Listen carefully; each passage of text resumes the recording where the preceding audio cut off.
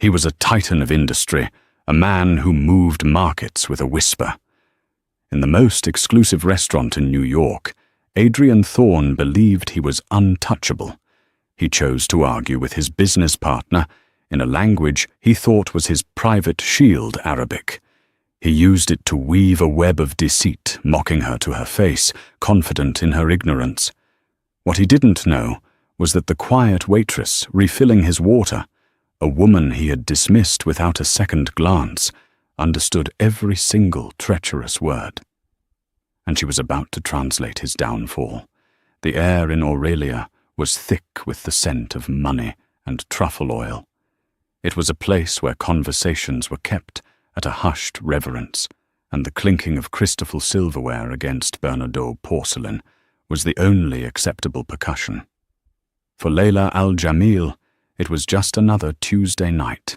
Her movements were a study in practiced efficiency, a ghost in a crisp black uniform, refilling water glasses, clearing plates, and maintaining a professional invisibility that was the hallmark of five-star service. Layla was 24, but her eyes held a quiet wisdom that made her seem older. Most patrons saw a simple waitress, someone whose aspirations likely ended at the restaurant's heavy oak doors. They didn't see the woman who spent her mornings volunteering at a refugee center, translating legal documents for families lost in a new world. They didn't know that the soft cadence of her English was one of 5 languages. She spoke fluently Arabic, being the first language of her heart. Her late father, Dr. Farid Al-Jamil, had been a celebrated historian and diplomat, a man who taught her that language was a bridge, not a wall. He had raised her in Amman, Jordan, amidst the scent of cardamom and ancient texts. He would tell her, "Layla, to understand a person's tongue is to understand their soul. Use it for kindness." Now, with her father gone, and her mother's medical bills piling up, those bridges were a memory, and her linguistic skills paid for groceries through tips left by people who would never know her name. Tonight's prize table was Table 7, nestled in a velvet-draped alcove. It was occupied by Adrian Thorne. Even if you didn't know his name, you knew his type. His suit was a custom-tailored Tom Ford, his watch a Patek Philippe Nautilus that cost more than Layla's college tuition. He radiated a predatory energy, a restless arrogance that made the air around him feel charged. He was the CEO of Thorne Global, a real estate leviathan that bought and sold skylines. Across from him sat Isabelle Renaud, a stark contrast to Adrian's sharp edges. She was an architect of international renown, her style elegant and understated. Her firm Renaud Designs was celebrated for its sustainable and humane approach to urban development.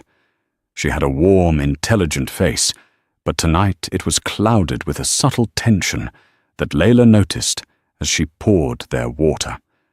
They were partners on the biggest project of their careers, the Helios Tower in Dubai, a revolutionary skyscraper set to redefine the city's horizon. The revised schematics are flawless. Adrian Isabel was saying, her voice a smooth alto.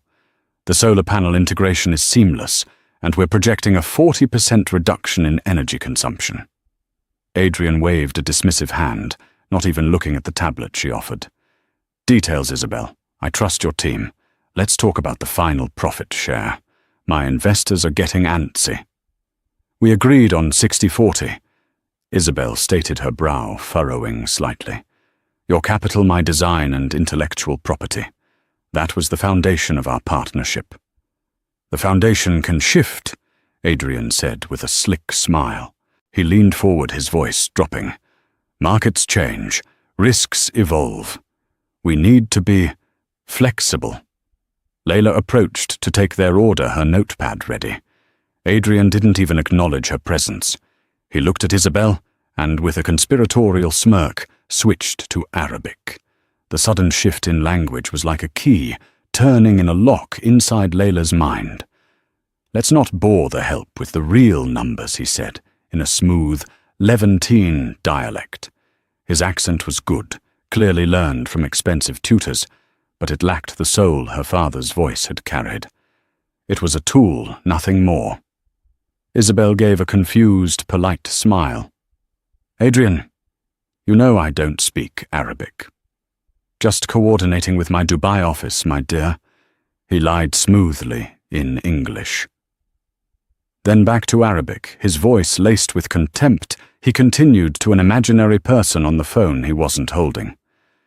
"This woman thinks her pretty drawings are worth 40%.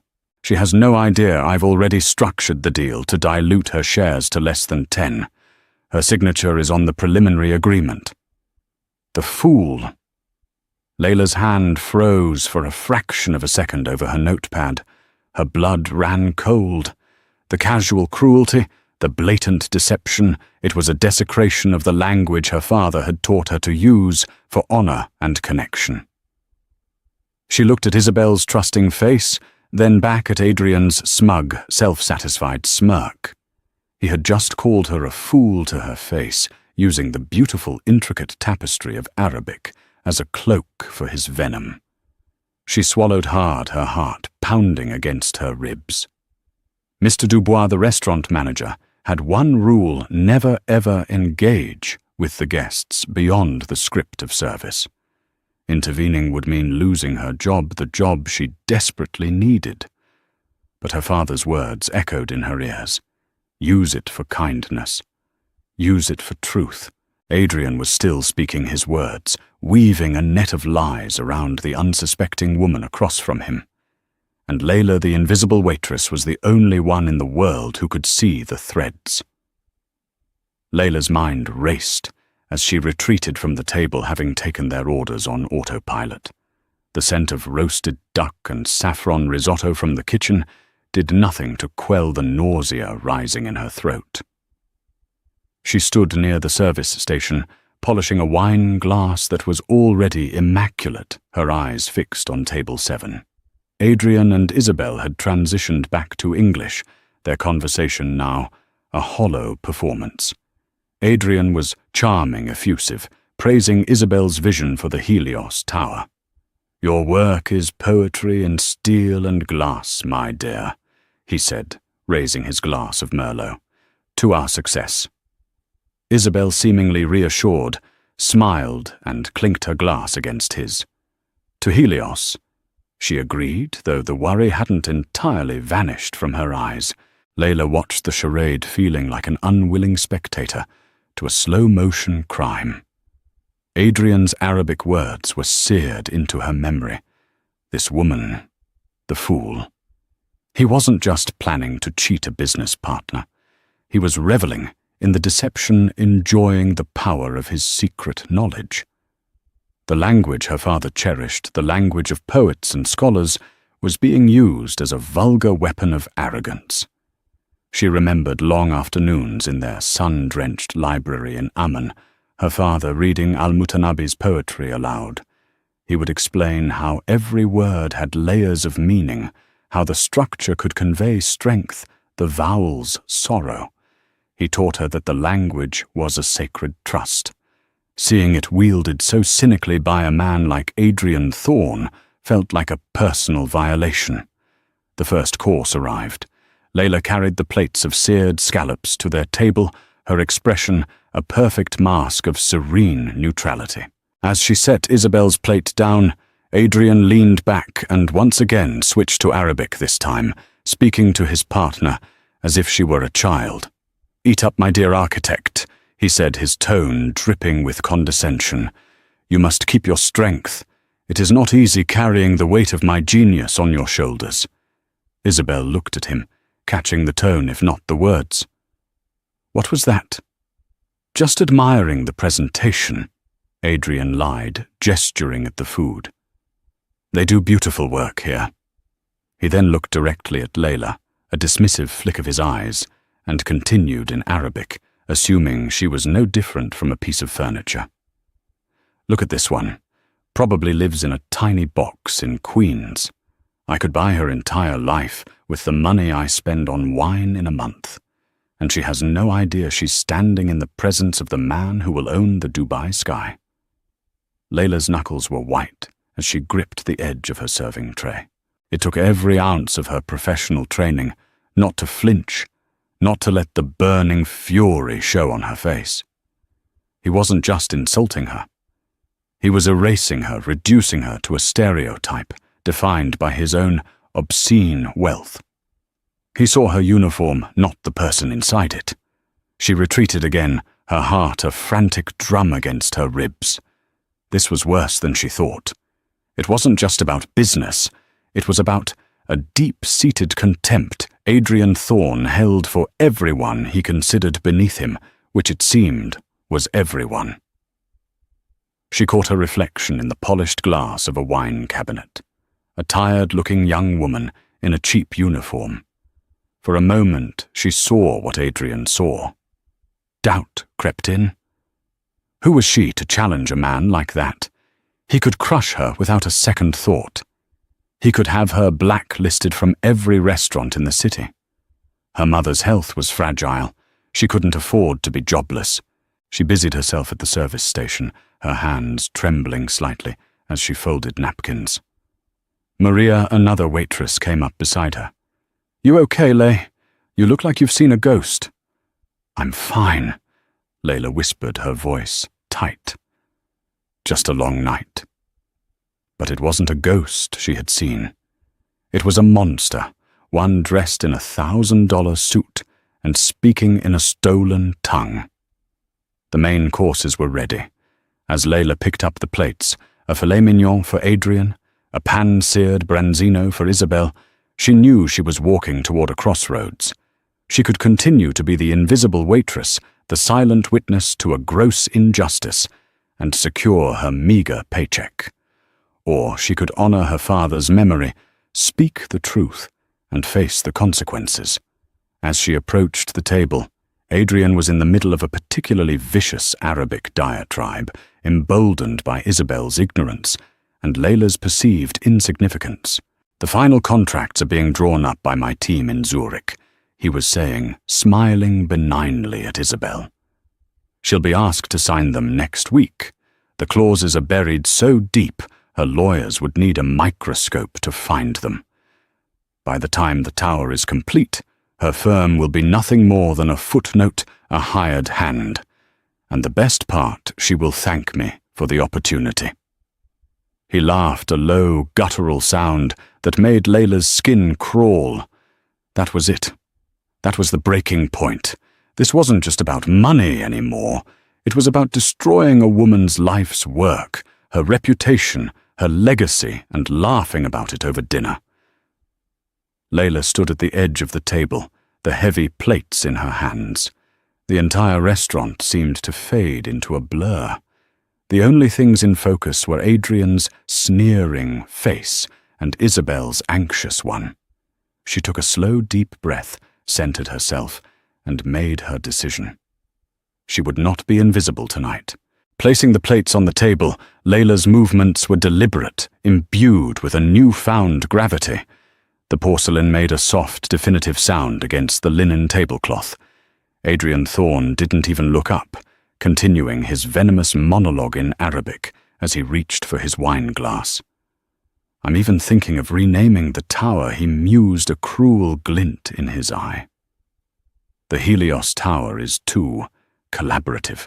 Thorne Pinnacle has a much better ring to it, a monument to my singular vision." Isabel, sensing the shift in his tone again, placed her fork down. "Adrian, what are you talking about? You seem distracted. Is everything all right with the project?" "Everything is perfect, my dear," he answered in English, patting her hand condescendingly. "Just running through the final branding strategy. All good things." He then glanced at Layla, who was still standing by the table, not retreating as she should have. An annoyed frown flickered across his face. "Is there something you need?" he asked, his tone sharp, dismissive. This was her moment. The point of no return. The entire restaurant, with its hushed conversations and clinking glasses, seemed to hold its breath. Layla's heart pounded a fierce rhythm, but her voice when she spoke was shockingly calm. It was a voice that carried the quiet authority of her father, the weight of his legacy. She looked not at Adrian, but directly at Isabelle Renaud. Her gaze was steady, empathetic. "Ma'am," she began her English, clear and precise. "Mr. Thorne's branding strategy is perhaps more detailed than you realize." Adrian's head snapped up. His eyes narrowed into dangerous slits. "What did you say?" He hissed, the charm vanishing to reveal the viper beneath. Isabelle looked from Layla to Adrian, her confusion mounting. "What is she talking about?"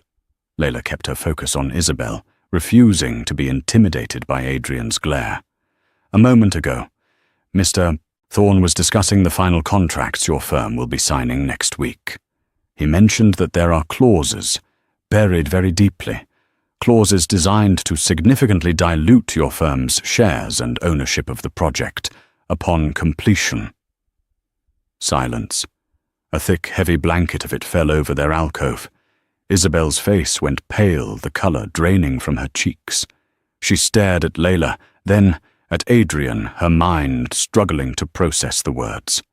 Adrian slammed his wine glass down on the table. Red wine sloshed over the rim, staining the pristine white tablecloth like a splash of blood. "That is an outrageous lie!" He snarled, his voice a low growl that turned heads at nearby tables. "You're fired. Get out of my sight before I have you thrown out." He turned to Isabelle, forcing a laugh that sounded like grinding glass. "Can you believe the nerve this waitress, probably trying to extort us? It's pathetic." But Isabelle wasn't looking at him. Her eyes were locked on Layla's. She saw no malice, no greed in the young woman's expression. She saw only a quiet, resolute sincerity. "Is that true?" Isabelle asked Layla, her voice barely a whisper. "Did he say that?" "Yes, ma'am," Layla said softly. "And that's not all."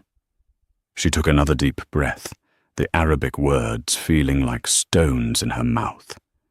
She had to give them voice. She had to expose the truth. He also expressed his intention to rename the building. Layla continued, her voice gaining strength. "He feels the Helios Tower is too collaborative. He prefers Thorne Pinnacle to reflect what he calls his singular vision." The specific detail, so bizarre and egotistical, struck Isabelle like a physical blow. It was the kind of petty, arrogant detail that felt horrifyingly true. She visibly flinched. Adrian shot up from his chair, his face a mask of purple fury. "Security!" He bellowed, his voice echoing through the now silent dining room. "Get this insolent little liar out of here, Mr." Dubois, the manager, was already rushing over his face, a mixture of panic and professional dismay. "Mr. Thorne, sir, I am so sorry. What seems to be the problem?" "The problem," Adrian spat, pointing a trembling finger at Layla, "is that your staff is delusional and slanderous. I will not only have her fired, I will sue this restaurant into oblivion." But before Mr. Dubois could stammer an apology, Layla did the one thing Adrian Thorne could never have anticipated. She looked him directly in the eye and switched to perfect, unaccented Arabic. "You called her a fool," Layla said, her voice ringing with clarity and power. "You boasted that she would thank you for the opportunity to be ruined by you. You use my language, the language of my father, as a shield for your corruption. But you are mistaken, Mr. Thorne. It is not a shield. Tonight it is a mirror, and everyone can see exactly what you are." Adrian froze. His jaw went slack. The color drained from his face, replaced by a ghastly, chalky white. For a man who built his empire on control, on being 10 steps ahead of everyone else, the shock of being confronted and exposed in his own secret language rendered him utterly speechless. He stared at Layla as if she were an apparition, the source of his power suddenly turned against him. In that moment, she was no longer a waitress. She was the arbiter of a truth he thought was safely buried. And the fallout was just beginning. The silence that followed Layla's Arabic declaration was more profound than the loudest explosion. Every diner in Aurelia was now openly staring, their forks paused mid-air. The only sound was the faint, panicked breathing of the manager, Mr. Dubois. Adrian Thorne, for the first time in what was likely decades, was completely and utterly paralyzed. The confident smirk, the predatory glare, the aura of untouchable power, it all evaporated, leaving behind a man looking hollowed out and profoundly exposed. He stared at Layla, his mouth opening and closing silently, like a fish gasping for air. He had been outmaneuvered in his own private game, exposed by a pawn he hadn't even deemed worthy of notice. But the real detonation happened across the table. Isabelle Renaud had been watching her expression, a maelstrom of confusion, betrayal, and dawning horror. She didn't understand Layla's final words, but she understood Adrian's reaction perfectly. She understood the language of guilt. She rose from her chair, her movement slow and deliberate, as if moving through water. Her eyes, which had been filled with hurt, now hardened into something that looked like forged steel. "Translate," she commanded, her voice low and dangerous. "Translate what you just said to him." Layla held Isabelle's gaze, a silent acknowledgement passing between them.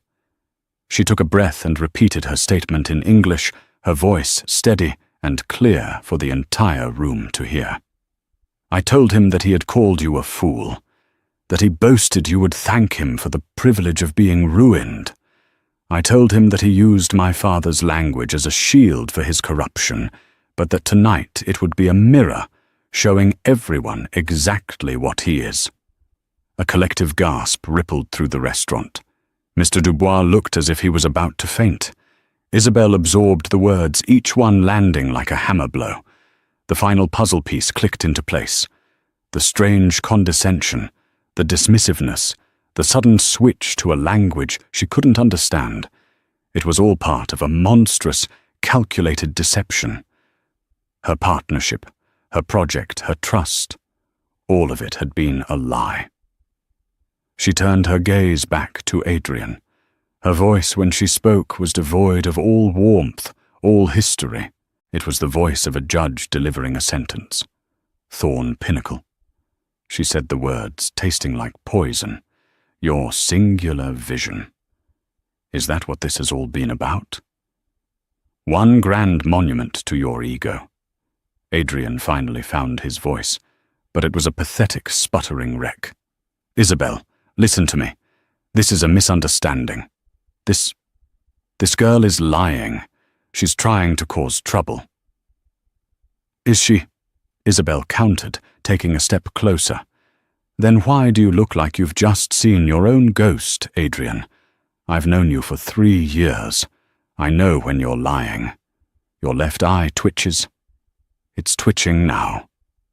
He instinctively raised a hand to his eye, a gesture of pure, unadulterated guilt that sealed his fate. Isabelle let out a short, bitter laugh that held no humor. "The contracts, the ones in Zurich, of course. You thought I was just some pretty artist who didn't understand the numbers. You thought I was a fool." She picked up her wine glass, not the one Adrian had spilled, but her own. She held it up, the deep red liquid catching the light. "Our partnership is over, Adrian, effective immediately. You will be hearing from my legal team, not just from my firm's lawyers, from every litigator I can find in New York, Paris, and Dubai. We are going to examine every contract, every email, every document you have ever touched. I am going to put your singular vision under a microscope." With that, she didn't throw the wine in his face. It would have been too theatrical, too cliché. Instead, she calmly, deliberately upended the glass onto the center of the table. The red wine bled into the white linen, swallowing the stain Adrian had made, creating a vast dark pool that seeped toward his plate. It was a final symbolic ruin of their shared venture. She turned to Layla, her expression softening for a fraction of a second. "Thank you." She said the words heavy with unspoken meaning. Then, without another glance at the man she once called her partner, Isabelle Renaud, turned and walked out of Aurelia, her posture erect, her dignity a shield around her. The entire restaurant watched her go. Then all eyes turned back to Adrian Thorne, who stood frozen amidst the wreckage of his dinner and his empire. Humiliation, hot and potent, washed over him. He was no longer a titan. He was just a man exposed and shamed in a room full of his peers. His rage, having nowhere else to go, finally found its target. He whirled on Layla, his face contorted in a mask of pure hatred. "You!" he seethed. "You are finished. You will never work in this city again." Mr. Dubois, finally spurred to action, stepped between them. "Miss Al-Jamil," he said, his voice trembling, "please come with me. You're dismissed." Layla looked at Adrian Thorne one last time, at the sputtering, impotent fury of a bully who had finally been stood up to. She felt no fear. She felt no regret. She simply nodded to her manager and walked away from the table, leaving the billionaire to stew in the truth he had tried so hard to hide. She might have lost her job, but she had found something far more valuable: her voice. The manager's office was a small, cluttered space that smelled of stale coffee and anxiety.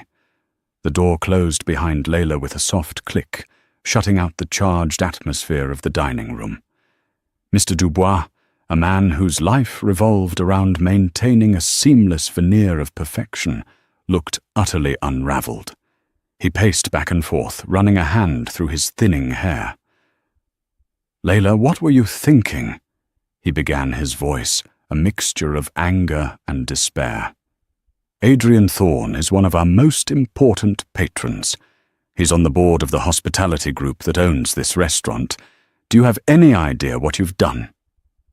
"I told the truth, Mr. Dubois," Layla said, quietly, her hands folded calmly in her lap. The adrenaline was beginning to fade, leaving a profound and weary clarity. "The truth?" he scoffed, throwing his hands up in the air. "This isn't a court of law, this is a restaurant. Our job is to provide an experience, an escape. Not to arbitrate truths. You've brought a scandal to my floor. You've humiliated a powerful man. He could ruin us. He will certainly ruin you."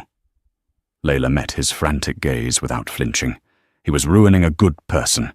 He was using a language I hold sacred to do it. Sometimes the truth is more important than the experience. Mr. Dubois stopped pacing and sank into his chair, looking defeated. He sighed heavily. "Layla, I like you. You're one of my best. You're always on time, you never complain, you handle the most difficult customers with grace. But I have no choice. My hands are tied. Thorne has already called his contact on the board. I have to let you go. You're terminated effective immediately." "I understand," she said, and the simple acceptance in her voice seemed to surprise him. There were no tears, no pleading. "You'll have to sign some paperwork," he mumbled, shuffling through papers on his desk. "Standard termination agreement. For cause insubordination and inappropriate conduct with a guest." As he prepared the documents, Layla's mind drifted. She thought about her small apartment, the rent check due next week. She thought about her mother's prescription, the one that cost a small fortune each month. A knot of fear tightened in her stomach, cold and heavy. Had she been reckless? Had she sacrificed her family's security for a moment of righteous indignation? But then she remembered the look on Adrian Thorne's face, the utter shock of being seen for what he truly was. She remembered the quiet strength in Isabelle Renault's eyes as she walked out. No, it wasn't reckless. It was necessary. It was the only thing she could have done, and still be able to look at herself in the mirror. It was what her father would have wanted. She signed the papers, her signature firm and clear. She gathered her few belongings from her locker in the staff room, a well-worn copy of Naguib Mahfouz's palace. A photo of her parents, smiling in the desert sun, and her spare apron. The other staff members averted their eyes, whispering amongst themselves. Maria gave her a quick, sympathetic squeeze on the arm, but no one wanted to be seen associating with the woman who had brought the wrath of a billionaire down on their workplace. Walking out of Aurelia's grand entrance and into the cool night air of New York felt surreal. Just an hour ago, she had been a part of its gilded world, an invisible cog in a machine of luxury. Now she was an outcast, standing on the pavement as taxis whizzed by, just another unemployed person in a city of millions. She started the long walk to the subway station, the city lights blurring around her. The fear was real now, a constant nagging whisper in her ear. What would she do? How would she explain this to her mother? She was so lost in her thoughts that she almost didn't hear the sleek black town car pull up beside her. The back window glided down with a soft hum. Layla Al-Jamil. Layla turned her heart, skipping a beat. Sitting in the plush leather interior of the car was Isabelle Renault. Her face was pale in the glow of the streetlights, but her expression was composed and resolute. "Get in," Isabelle said. It wasn't a request. Hesitantly, Layla opened the door and slid into the seat opposite her. The interior smelled of expensive leather and Isabelle's subtle jasmine-scented perfume. The car pulled away from the curb, gliding silently into the river of traffic. For a few moments, neither of them spoke. Isabelle simply studied Layla, her intelligent eyes taking in every detail. "What you did back there," Isabelle said finally, her voice soft but firm, "was the bravest thing I have ever witnessed. You lost your job for me." "I did what I felt was right," Layla replied, her voice a little shaky. "Integrity like that is rare," Isabelle stated, "especially in my world. My world and Adrian's. He thrives on the assumption that everyone is either too scared or too greedy to challenge him. He never counted on someone like you." She paused, leaning forward slightly. "He was right about one thing. You were fired. I made a call to a friend on the board of the hospitality group as soon as I got in the car. Adrian had already been screaming down the phone at him. They were terrified of the legal repercussions. Firing you was their attempt to appease him." Layla's heart sank. So it was final, irrevocable. "But," Isabelle continued, a new sharp light in her eyes, "that just means you're available for a new opportunity. I'm going to need help. I'm going to need people I can trust implicitly, people with unique skills." She looked directly at Layla. "Your fluency in Arabic is not just a skill, it's a gift. And your character, that is priceless. I'm not offering you a job as a waitress, Layla. I'm offering you a position as my personal translator and consultant. I need you to help me go through every document, every contract, every piece of correspondence related to the Helios project. I need you to be my mirror, just as you were his." Layla was stunned into silence. A consultant for Isabelle Renault. It was a lifeline she could never have imagined. "The pay will be more than enough to cover your mother's medical bills and then some," Isabelle added, as if reading her mind. "But I need your absolute commitment. We are going to war with Adrian Thorne, and we are going to win." The fear that had been gripping Layla just moments before began to recede, replaced by a surge of adrenaline of purpose. This was it. This was the bridge her father always spoke of. She was being asked to use her language not just for kindness, but for justice. "Yes," Layla said, her voice clear and strong. "Yes, I'll do it." Isabel smiled, a true, genuine smile this time. It transformed her face. "Good," she said, "because our work starts now." The next 2 weeks were a blur of caffeine legal documents and the quiet, intense hum of Isabelle Renault's temporary war room. She had leased a discreet office suite in the Seagram building, a minimalist space with floor-to-ceiling windows that offered a panoramic view of the city Adrian Thorne thought he owned. The team was small and elite Isabel Layla and 2 of the sharpest corporate litigators in the country, a formidable duo named David Chen and Evelyn Reed. For Layla, it was like stepping into another dimension. One day she was clearing plates and calculating tips. The next, she was a key player in a multi-billion-dollar corporate battle. Initially, she felt a dizzying sense of imposter syndrome, but Isabel would have none of it. "Layla, your perspective is the most valuable one in this room," she stated on the first day. "You see past the jargon. You understand the nuance. You are our secret weapon."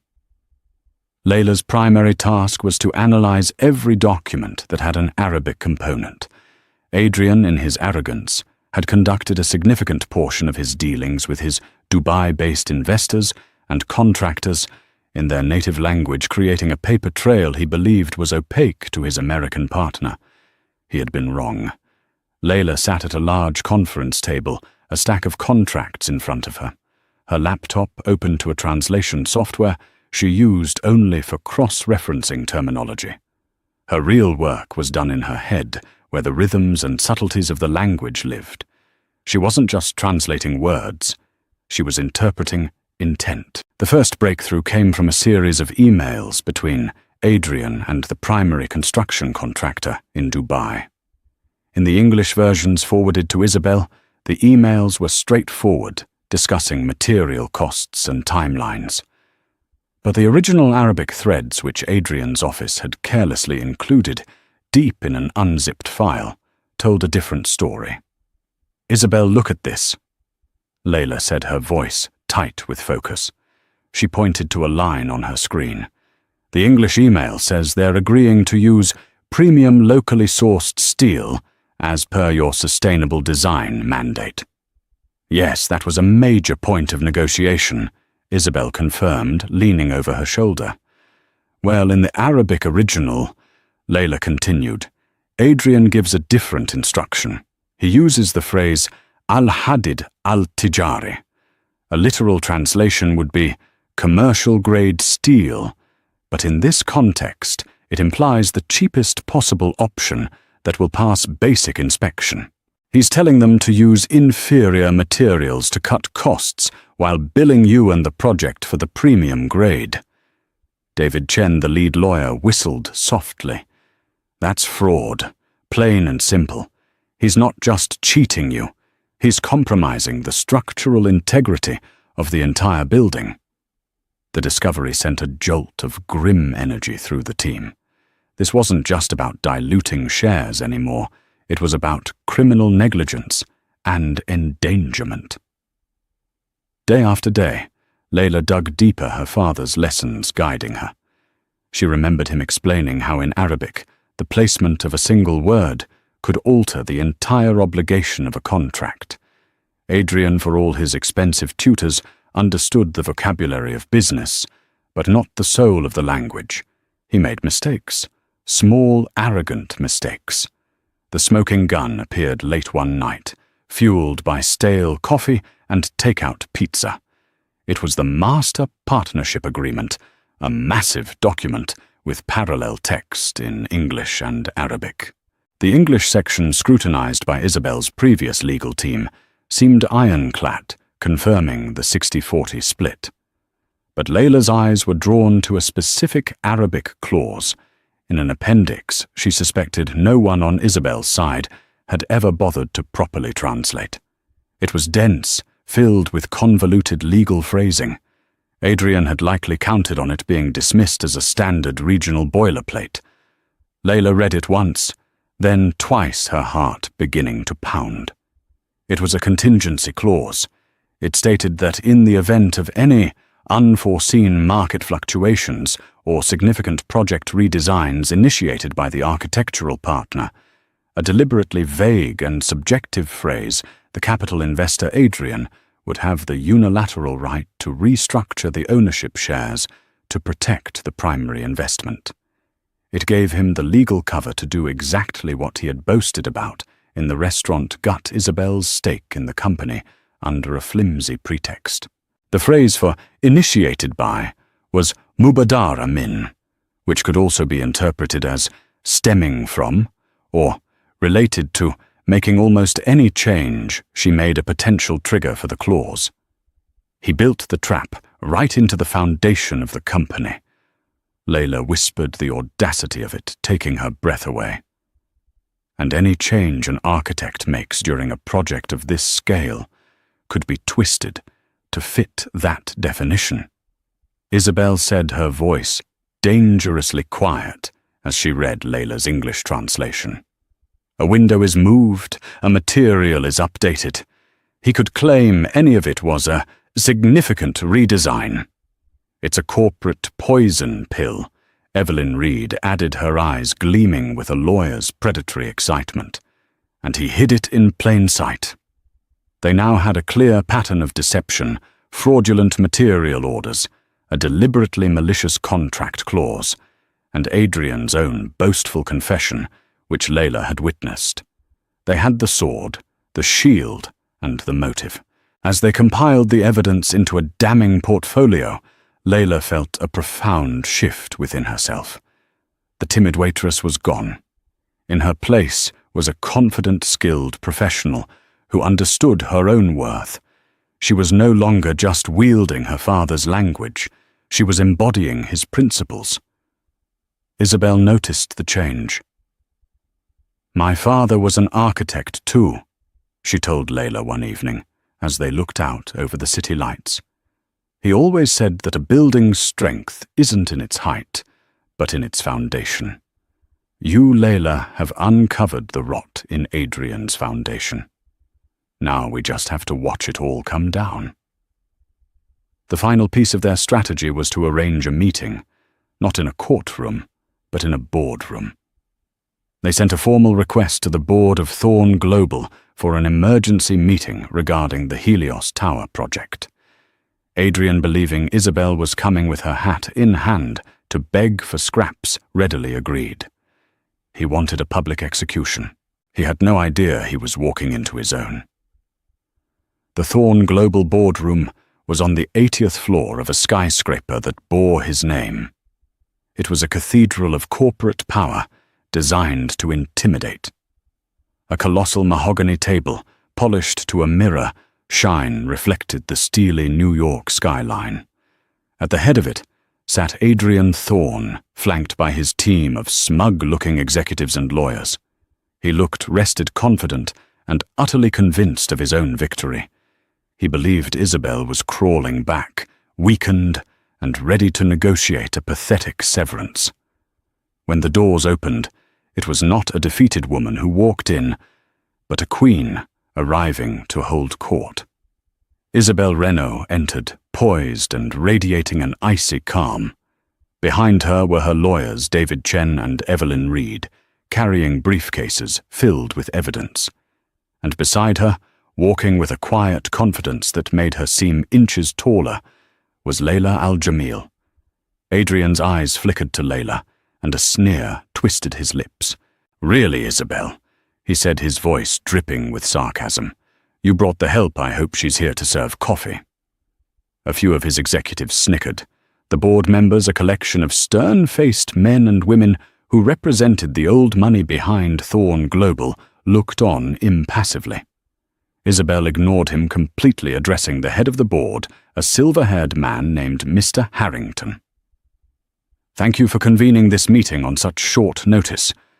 I have come to present evidence of gross misconduct fraud and breach of fiduciary duty by your CEO, Mr. Thorne, in relation to the Helios Tower project." A murmur went through the room. Adrian's sneer faltered, replaced by a look of annoyance. "This is a pathetic last-ditch effort to smear my name, Isabel. You have no proof of anything." "On the contrary," David Chen interjected, his voice sharp and clear, "we have a great deal of proof." He began systematically and dispassionately to lay out their case. He started with the compromised building materials, presenting the side-by-side emails in English and Arabic, with Layla's certified translations projected onto a large screen for everyone to see. He explained the financial and safety implications of using substandard steel in a skyscraper. The board members began to shift uncomfortably in their seats, their impassive masks starting to crack. Next, Evelyn Reed took over dissecting the master partnership agreement. She projected the innocuous-looking English clause, and then the venomous Arabic one beside it. And then she turned to Layla.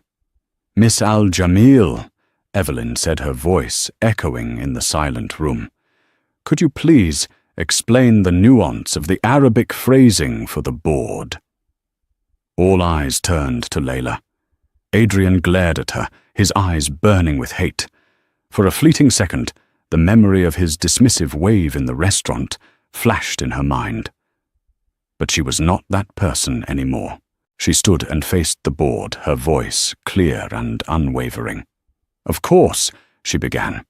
"The English translation of the clause is intentionally misleading. The Arabic original uses the term mubadara min to describe the trigger for the ownership restructure.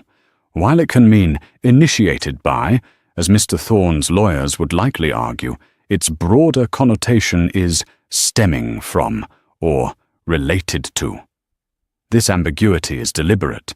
It creates a loophole wide enough to allow Mr. Thorne to claim that any minor adjustment, any creative decision made by Ms. Renaud throughout the entire design process is grounds to seize control of her shares.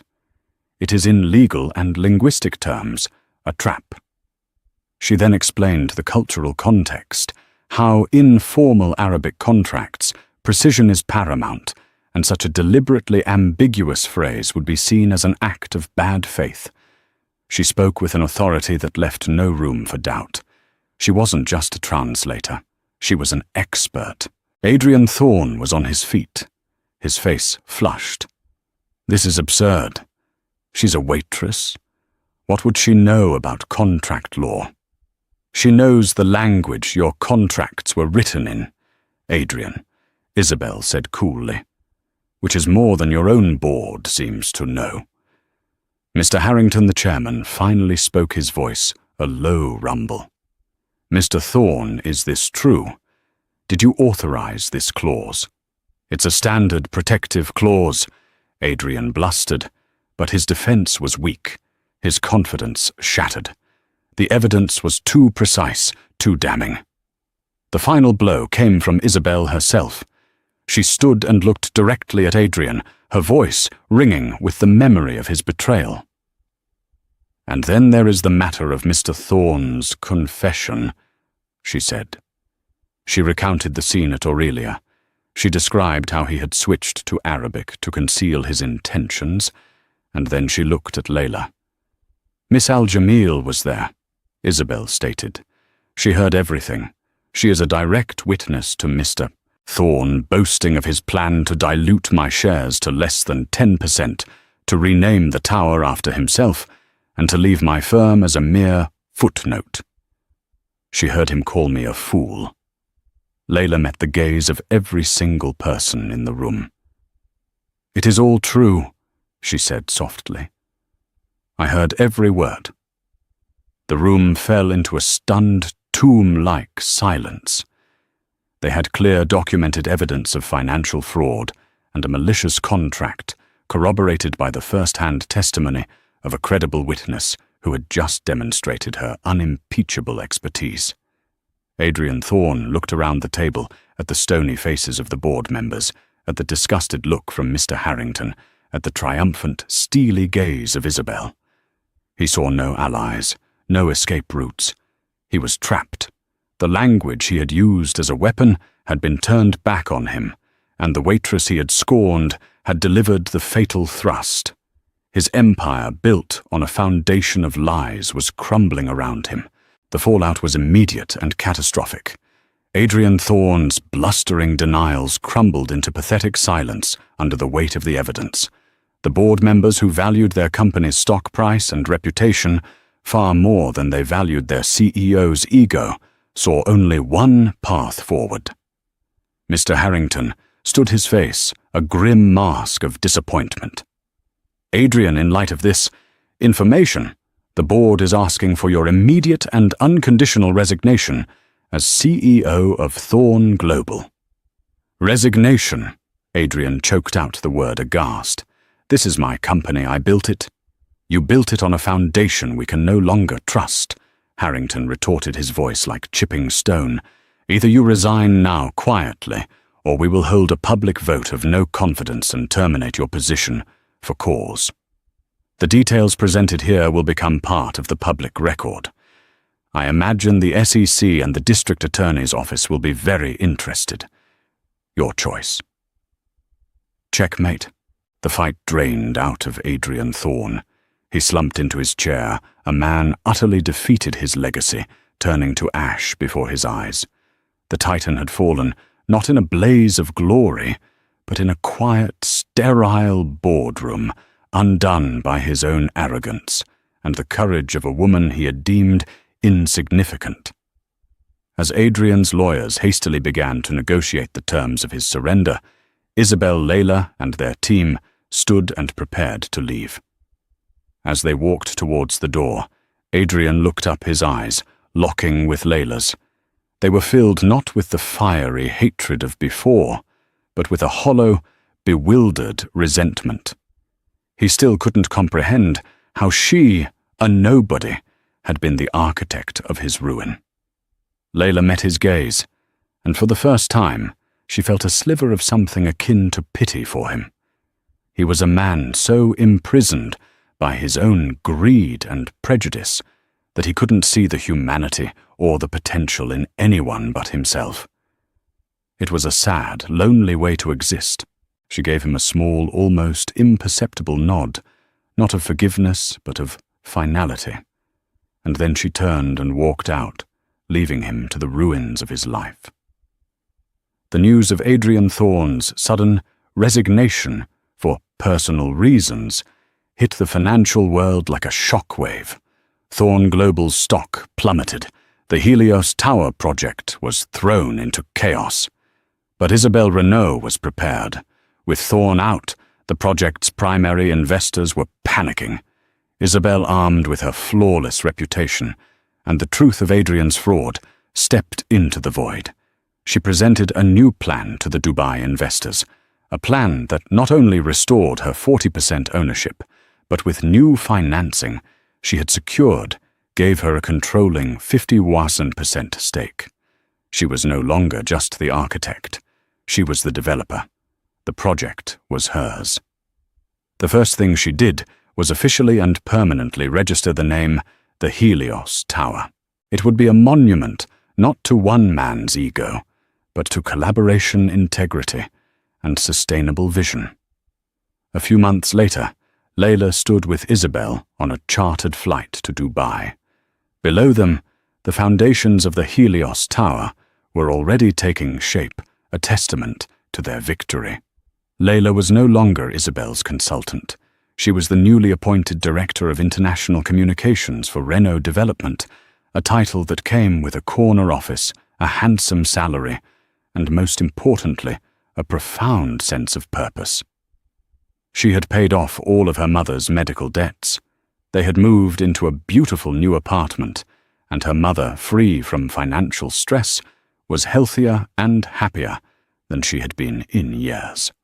Layla was also establishing a foundation in her father's name, a non-profit, dedicated to providing free linguistic and legal support to immigrant and refugee families, a way to use her skills to build bridges for those who needed them most. As the plane began its descent, Isabel turned to her. "Do you ever think about him?" she asked quietly. Layla knew who she meant. The papers had been merciless. Adrian Thorne was a pariah facing a mountain of lawsuits from shareholders and investors. His fortune was decimated, his name synonymous with disgrace. He had lost everything. "Sometimes," Layla admitted, "I think about how easy it would have been to just walk away to say nothing." "But you didn't," Isabel said, her hand resting briefly on Layla's arm. "You chose to speak. You reminded me that the strongest foundations aren't made of steel and concrete, but of truth." Layla looked out the window at the sprawling, glittering city below. She thought of her father and the lessons he had taught her in their quiet library so far away.